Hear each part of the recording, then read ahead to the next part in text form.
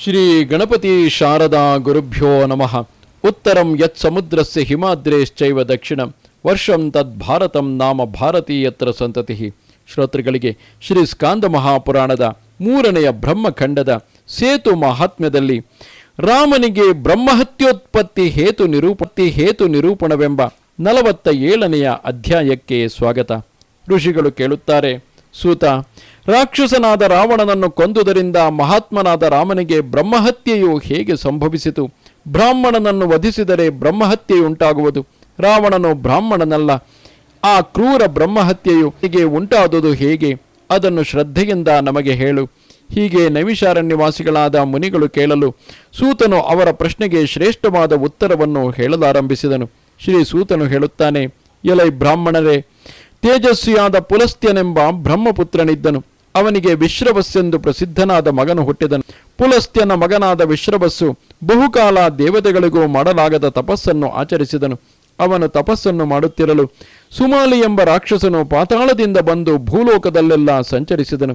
ಚಿನ್ನದ ನಾಗ ಮುರಿಗೆಯನ್ನು ಧರಿಸಿದವನು, ಕಾರ್ಮೋಡದಂತೆ ಕಾಂತಿಯುಳ್ಳವನು ಆದ ಆ ಸುಮಾಲಿಯು ತಾವರೆ ಹೂವನ್ನು ಹಿಡಿದಿಲ್ಲದ ಲಕ್ಷ್ಮಿಯಂತಿರುವ ತನ್ನ ಮಗಳನ್ನು ಕರೆದುಕೊಂಡು ಭೂಮಿಯಲ್ಲಿ ಸಂಚರಿಸುತ್ತಾ ಒಂದಾನೊಂದು ವೇಳೆ ಪುಷ್ಪಕ ವಿಮಾನದಲ್ಲಿ ಕುಳಿತಿರುವ ವಿಶ್ರವಸ್ಸಿನ ಮಗನಾದ ಕುಬೇರನನ್ನು ಈಕ್ಷಿಸಿ ಹೀಗೆ ಆಲೋಚಿಸಿದನು, ಈ ಕುಬೇರನಂತಹ ಮಗನು ನಮಗೆ ಸಂಭವಿಸಿದರೆ ರಾಕ್ಷಸರಾದ ನಾವು ಯಾವ ಭಯವೂ ಇಲ್ಲದೆ ವೃದ್ಧಿಗೊಳ್ಳುವೆವು ಎಂದು ಆಲೋಚಿಸಿ ತನ್ನ ಮಗಳನ್ನು ಕುರಿತು ಇಂತೆಂದನು, ಮಗು ಕೈಕಸಿ, ಈಗ ನಿನಗೆ ವಿವಾಹ ಸಮಯವು ಒದಗಿದೆ. ಈಗ ನೀನು ಯುವತಿಯಾಗಿರುವೆ. ಆದ್ದರಿಂದ ನಿನ್ನನ್ನು ಒಬ್ಬ ವರನಿಗೆ ಕೊಡಬೇಕಾಗಿದೆ. ಕನ್ಯೆಗೆ ವಿವಾಹವಾಗದಿದ್ದರೆ ತಂದೆ ತಾಯಿಗಳು ದುಃಖಗೊಳ್ಳುವರು. ಲಕ್ಷ್ಮಿಯಂತೆ ಸಕಲ ಗುಣಗಳಿಂದ ಉತ್ತಮಳು ಮಂಗಳಕರಳು ಆದ ನೀನು ತಿರಸ್ಕಾರ ಮಾಡುವೆಯೆಂದು ಪುರುಷರು ನಿನ್ನನ್ನು ಬೇಡುವುದಿಲ್ಲ. ಮರ್ಯಾದೆಯನ್ನು ಬಯಸುವ ಮಾನವರಿಗೆ ಕನ್ಯೆಯ ತಂದೆಯಾಗಿರುವುದು ದುಃಖವನ್ನುಂಟು ಮಾಡುವುದು. ಮಗಳೇ, ಯಾವ ವರನು ನಿನ್ನನ್ನು ವರಿಸುವನು ಎಂದು ನಾನು ಅರಿಯನು. ಈಗ ಬ್ರಹ್ಮನ ವಂಶದಲ್ಲಿ ಜನಿಸಿದ ಪುಲಸ್ತ್ಯನ ಮಗನಾದ ವಿಶ್ರವಸ್ಸನ್ನು ನೀನೇ ವರಿಸು. ನಿನ್ನಲ್ಲಿ ಕುಬೇರನಂತಿರುವ ಮಕ್ಕಳು ಜನಿಸುವರು. ಆ ಕೈಕಸಿಯು ತಂದೆಯ ಮಾತನ್ನು ಕೇಳಿ ಅವನಲ್ಲಿನ ಗೌರವದಿಂದ ಹಾಗೆಯೇ ಆಗಲೆಂದು ಸಂತೋಷದಿಂದ ಒಪ್ಪಿದಳು. ಮುನಿವರಿಯರೇ, ಅವಳು ವಿಶ್ರವಸ್ಸಿನ ಪರ್ಣಶಾಲೆಗೆ ಹೋಗಿ ಅವನ ಬಳಿ ನಾಚಿಕೆಯಿಂದ ಮುಖವನ್ನು ತಗ್ಗಿಸಿ ಆ ಸಮಯದಲ್ಲಿ ಜ್ಞಾನಿಯಾಗಿ ಉರಿಯುವ ಬೆಂಕಿಯಂತಿರುವ ವಿಶ್ರವಸ್ಸು ಅಗ್ನಿಹೋತ್ರವನ್ನು ಮಾಡುತ್ತಿದ್ದನು. ಕೈಕಸಿಯು ಸಂಜೆಯ ಸಮಯವು ಅತಿ ಕಠಿಣವೆಂದು ಅರಿಯದೆ ತಂದೆಯ ಮಾತಿನಂತೆ ಆ ಮುನಿಯನ್ನು ಸಮೀಪಿಸಿ ನೆಲವನ್ನು ಕಾಲಿನ ಹೆಬ್ಬೆಟ್ಟಿನ ತುದಿಯಿಂದ ಕೆರೆಯುತ್ತಾ ತಲೆಬಾಗಿ ನಿಂತಳು. ವಿಪ್ರರೇ, ವಿಶ್ರವಸ್ಸು ಕೃಶಾಂಗಿಯಾದ ಕೈಕಸಿಯನ್ನು ಕಂಡು ಮುಗುಳ್ನಗೆಯಿಂದ ಇಂತೆಂದನು, ಎಲವು ಮಂಗಳಕರಳೆ, ನೀನು ಯಾರ ಮಗಳು? ಇಲ್ಲಿಗೆ ಏಕೆ ಬಂದೆ? ಯಾವ ಕಾರ್ಯವನ್ನು ಉದ್ದೇಶಿಸಿ ಇಲ್ಲಿ ನಿಂತಿರುವೆ? ಈಗ ಎಲ್ಲವನ್ನೂ ನಿಜವಾಗಿ ಹೇಳು. ಎಲೈ ಬ್ರಾಹ್ಮಣರೇ, ವಿಶ್ರವಸ್ಸು ಹೀಗೆ ಹೇಳಲು ಆ ಕೈಕಸಿಯು ಕೈಮುಗಿದುಕೊಂಡು ನಮ್ರತೆಯಿಂದ ಅವನನ್ನು ಕುರಿತು ಹೇಳು. ಪುಲಸ್ತ್ಯನ ವಂಶಕ್ಕೆ ದೀಪದಂತಿರುವ ಎಲೈ ಮುನಿಯೇ, ನೀನು ತಪಸ್ಸಿನ ಸಾಮರ್ಥ್ಯದಿಂದ ನನ್ನ ಅಭಿಪ್ರಾಯವನ್ನು ಚೆನ್ನಾಗಿ ತಿಳಿಯಲು ಅರ್ಹನಾಗಿದ್ದೀಯೆ. ನಾನು ಸುಮಾಲಿಯ ಮಗಳಾದ ಕೈಕಸಿ ಎಂಬುವಳು. ನನ್ನ ತಂದೆಯ ಆಜ್ಞೆಯಿಂದ ನಿನ್ನ ಬಳಿಗೆ ಬಂದಿರುವೆನು. ಉಳಿದ ವಿಷಯವನ್ನು ನೀನು ಜ್ಞಾನದೃಷ್ಟಿಯಿಂದ ತಿಳಿಯಲರ್ಹನಾಗಿದ್ದೀಯೆ. ಆ ವಿಶ್ರವಸ್ಸು ಕ್ಷಣಕಾಲ ಆಲೋಚಿಸಿ ಕೈಕಸಿಯನ್ನು ಕುರಿತು ಇಂತೆಂದನು, ಎಲವು ಮಂಗಳಕರಳೆ, ಈಗ ನಾನು ನಿನ್ನ ಅಭೀಪ್ಸವನ್ನು ಅರಿತೆನು. ನೀನು ಮಕ್ಕಳನ್ನು ಪಡೆಯಲೋಸುಗ ನನ್ನ ಹತ್ತಿರ ಬಂದಿರುವೆ. ಎಲವು ಕ್ರೂರಳೆ, ನೀನು ಈ ಸಾಯಂಕಾಲದಲ್ಲಿ ನನ್ನೆಡೆಗೆ ಪುತ್ರಾಭಿಲಾಷೆಯಿಂದ ಬಂದಿರುವುದರಿಂದ ನೀನು ಸಾವಧಾನ ಮನಸ್ಸಿನಿಂದ ಕೇಳು. ನೀನು ಭಯಂಕರ ಆಕೃತಿಯುಳ್ಳವರು, ಭಯಂಕರ ವಂಶದಲ್ಲಿ ಹುಟ್ಟಿದವರಲ್ಲಿ ಪ್ರೀತಿಯುಳ್ಳವರು, ಕ್ರೂರ ಕರ್ಮಗಳನ್ನು ಆಚರಿಸುವವರು ಆದ ರಾಕ್ಷಸರನ್ನು ಪಡೆಯುವೆ. ಕೈಕಸಿಯು ಆ ಮಾತನ್ನು ಕೇಳಿ ಅವನನ್ನು ಕುರಿತು ನಮಸ್ಕಾರ ಪೂರ್ವಕವಾಗಿ ಕೈಮುಗಿದುಕೊಂಡು ಇಂತೆಂದಳು, ಪೂಜನೆ, ನಿನ್ನಿಂದ ನನಗೆ ಇಂತಹ ಮಕ್ಕಳಾಗದಿರಲಿ. ಇದು ಉಚಿತವಲ್ಲ. ಕೈಕಸಿಯು ಹೀಗನ್ನಲು ಆ ಮುನಿಯು ಅವಳನ್ನು ಕುರಿತು, ನಿನಗೆ ಕೊನೆಯಲ್ಲಿ ನನ್ನ ವಂಶಕ್ಕೆ ಸರಿಯಾದವನು, ಧರ್ಮಿಷ್ಠನು, ಶಾಸ್ತ್ರಜ್ಞನು, ಶಾಂತನು, ರಾಕ್ಷಸರ ವೃತ್ತಿ ಇಲ್ಲದವನು ಆದ ಮಗನು ಜನಿಸುವನು ಎಂದು ಹೇಳಲು ಕೈಕಸಿಯು ಕೆಲವು ಕಾಲದ ಮೇಲೆ ರಾಕ್ಷಸ ಸ್ವರೂಪನು, ಭಯಂಕರನು, 10 ತಲೆಯುಳ್ಳವನು, ದುರ್ಬುದ್ಧಿಯುಳ್ಳವನು, 20 ತೋಳುಗಳುಳ್ಳವನು, ಕೆಂಪು ತುಟಿಯುಳ್ಳವನು, ಕಪ್ಪು ಮುಖದವನು, ಕೆಂಪು ಮೀಸೆ ತಲೆಗೂದಲುಗಳುಳ್ಳವನು, ದೊಡ್ಡ ಹಲ್ಲು ಶರೀರಗಳುಳ್ಳವನು, ಯಾವಾಗಲೂ ಲೋಕಗಳನ್ನು ಹೆದರಿಸುವವನು ಆದ ಮಗನನ್ನು ಹೆತ್ತಳು. ಅವನು ದಶಗ್ರೀವ ರಾವಣ ಎಂದು ಹೆಸರುಗೊಂಡನು. ರಾವಣನ ತರುವಾಯ ಕುಂಭಕರ್ಣನೆಂಬ ತನಯನು ಜನಿಸಿದನು. ಬಳಿಕ ಕ್ರೂರಳಾದ ಶೂರ್ಪಣಖಿ ಎಂಬ ರಾಕ್ಷಸಿಯು ಹುಟ್ಟಿದಳು. ಕೊನೆಯಲ್ಲಿ ಬುದ್ಧಿಶಾಲಿಯು ಧರ್ಮಿಷ್ಠನು ವೇದಶಾಸ್ತ್ರಗಳನ್ನರಿತವನು ಆದ ವಿಭೀಷಣನೆಂಬ ತನಯನು ಜನಿಸಿದನು. ಈ ದಶಗ್ರೀವನೇ ಮೊದಲಾದ ಈ ರಾವಣ ಕುಂಭಕರ್ಣರನ್ನು ರಾಮನು ಕೊಂದುದರಿಂದ ಸತ್ಕರ್ಮ ನಿರತನಾದ ಶ್ರೀರಾಮನಿಗೆ ಬ್ರಹ್ಮಹತ್ಯೆಯು ಸಂಭವಿಸಿತು.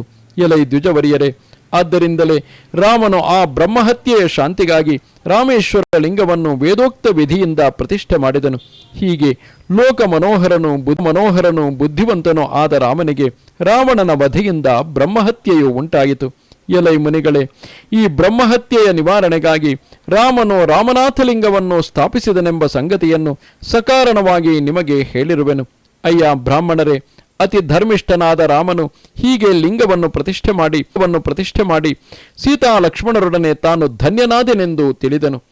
ಅಲ್ಲಿ ಶ್ರೀರಾಮಚಂದ್ರನನ್ನು ಮುತ್ತಿದ್ದ ಬ್ರಹ್ಮಹತ್ಯೆಯು ಪರಿಹಾರವಾದುದರಿಂದ ಅದೊಂದು ಬ್ರಹ್ಮಹತ್ಯಾ ಪಾಪವನ್ನು ನೀಗಿಸುವ ತೀರ್ಥವಾಯಿತು.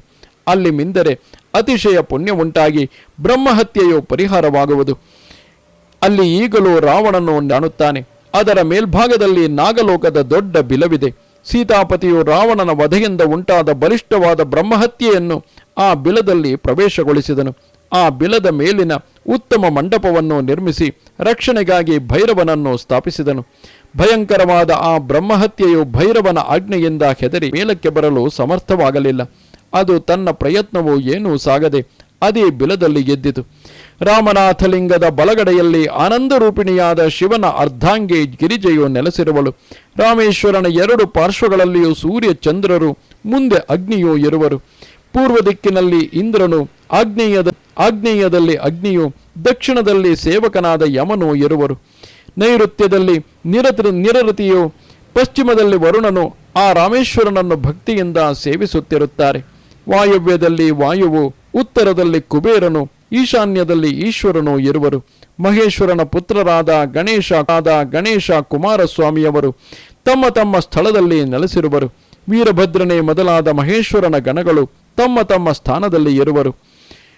ಮುನಿಗಳು, ಸರ್ಪಗಳು, ಸಿದ್ಧರು, ಗಂಧರ್ವರು, ಅಪ್ಸರಸರು ಸಂತುಷ್ಟರಾಗಿ ಆ ರಾಮ ಶಿವನ ಬಳಿ ಭಕ್ತಿಯಿಂದ ಸೇವೆ ಸಲ್ಲಿಸುತ್ತಿರುವವರು.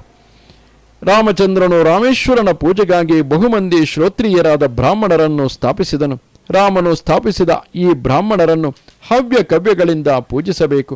ಆ ಬ್ರಾಹ್ಮಣರು ಸಂತುಷ್ಟರಾದರೆ ಸಕಲ ದೇವತೆಗಳು ಪಿತೃಗಳೊಡನೆ ಸಂತುಷ್ಟರಾಗುವರು. ಎಲೈ ದ್ವಿಜರೇ, ರಾಮನು ಆ ಬ್ರಾಹ್ಮಣರಿಗೆ ಬಹಳ ಕೊಟ್ಟನು. ರಾಮೇಶ್ವರನ ನೈವೇದ್ಯಕ್ಕಾಗಿ ಬಹು ಗ್ರಾಮಗಳನ್ನು, ಹಣಗಳನ್ನು ಕೊಟ್ಟನು. ಹಾರ, ಕೇಯೂರ, ನಿಷ್ಕ, ಕಂಕಣವೇ ಮೊದಲಾದ ಒಡವೆಗಳನ್ನು, ಅನೇಕ ಪಟ್ಟು ವಸ್ತ್ರಗಳನ್ನು, ರೇಷ್ಮೆಯ ತೆಳು ಬಟ್ಟೆಗಳನ್ನು ಕೊಟ್ಟನು.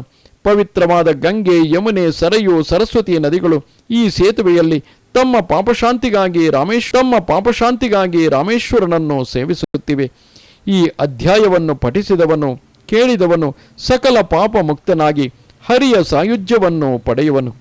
ಇಲ್ಲಿಗೆ 81,000 ಶ್ಲೋಕಗಳ ಸಂಹಿತೆಯೆಂದು ಪ್ರಸಿದ್ಧವಾದ ಶ್ರೀ ಸ್ಕಾಂದ ಮಹಾಪುರಾಣದ 3ನೆಯ ಬ್ರಹ್ಮಖಂಡದ ಸೇತು ಮಹಾತ್ಮ್ಯದಲ್ಲಿ ನಿತ್ಯೋತ್ಪತ್ತಿ ಹೇತು ನಿರೂಪಣವೆಂಬ 47ನೆಯ ಅಧ್ಯಾಯವು ಮುಗಿದುದು. ನಮಸ್ತೆ ಶಾರದೆ ದೇವಿ ಕಾಶ್ಮೀರ ಪುರವಾಸಿನಿ ತ್ವಾಮಹಂ ಪ್ರಾರ್ಥಯೇ ನಿತ್ಯಂ ವಿದ್ಯಾದಾನಂಚ ದೇಹಿಮೆ. ನಮಸ್ಕಾರ.